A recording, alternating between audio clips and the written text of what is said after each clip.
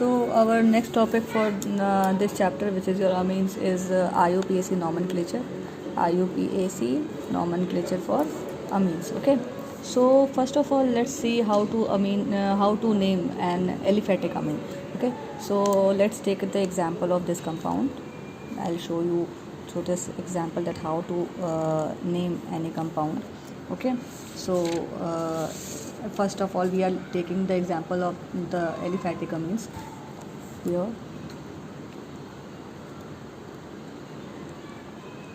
Okay, first of all, what you have to do is we have to number the carbon atoms. Okay, so first of all, let's number the carbon atom. It is here 1, 2 and 3.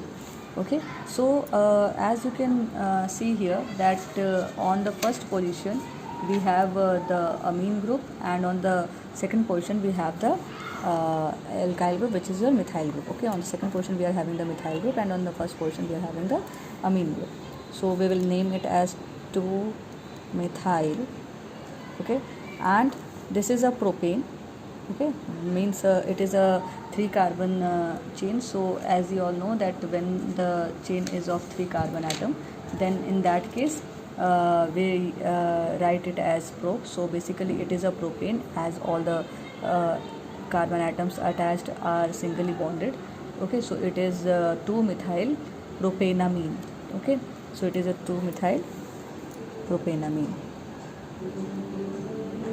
Propane 1 amine. Okay, next let's move to the cyclic compounds. For example, let's take the example of this as you can see here that this is a carbon this is a ring of 6 carbon atom. Okay, so this is the ring of the 6 carbon atom, so this is your hex. Okay, and also it is a cyclic compound. So first of all you will write it as cyclohexane. Okay, cyclohexane, and amino group is attached to it, so it is your cyclohexanamine. Okay, so this is how you write it, write the names of the cyclic compounds of the amine group. Okay, and also let's take the example of few more cyclic compounds. Let's take the example of this one.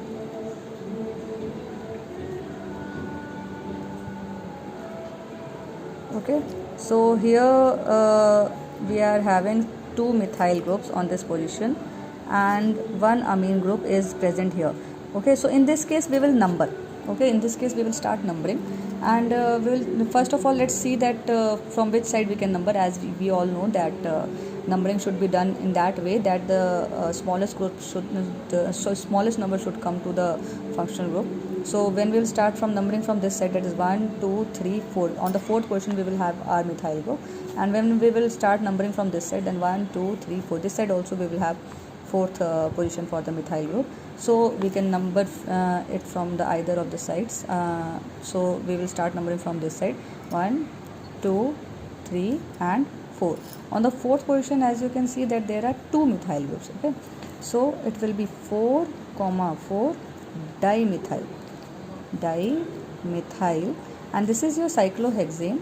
So this is your cyclohexane. Okay, and on the first position we are having amine group, so it is your cyclohexanamine. Okay, so 4, 4 dimethyl cyclohexanamine. Okay, so this is how we name the aliphatic amines. Okay, so let's move to the naming of the aromatic amines. How do we name the aromatic amines? Okay, so IUPAC name for aromatic amines.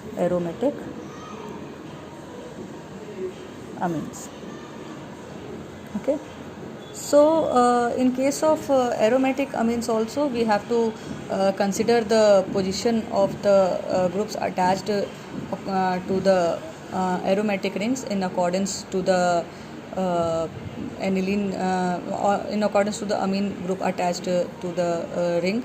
Okay, for example, let's take this example. For example, this is your example. In this the benzene ring is having NH2 group and the methyl group is present on this position. So it will be your 2-methyl benzenamine.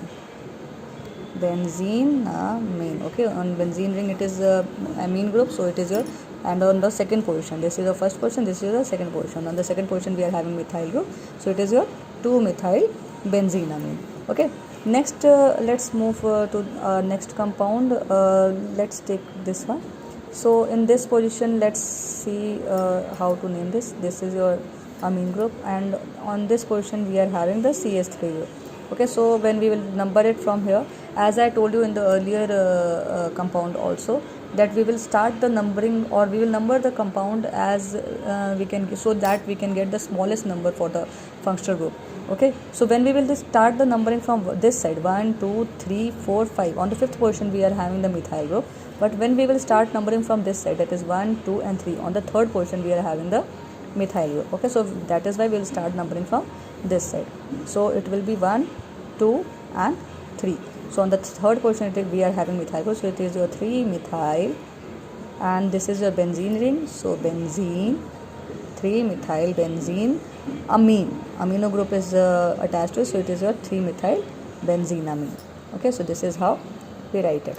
Okay, let's take one more example of writing the aromatic amines. Okay, first example, we are having Br group here, here and here. Okay, so we will start numbering. Okay, so 1 2 3 4 5 and 6. As you can see that on the second position, on the fourth position and the sixth position we are having 3 bromine atoms. Okay, so we will have, first of all we will number from the smallest number. We will start from the smallest number, that is 2, 4, 6. This is your tribromo benzenamine. Okay, so this is how we will name the aromatic amines. Okay, so in any kind of IUPAC nomenclature, first thing which we have to consider is the numbering. So numbering should be done in accordance to the amine group. We will have to give the priority to the amine group when the alkyl group or the halogen group is attached to it. So in that case we will give priority to the amino group. That is why we will start numbering from this side. Okay, so we will start numbering, and according to the amine group we will start the numbering, and numbering should be done in that way that we could get the smallest number for the functional groups present in the organic group, in the organic compound. Okay, so this is how we name the aliphatic and the aromatic amines according to the IUPAC nomenclature.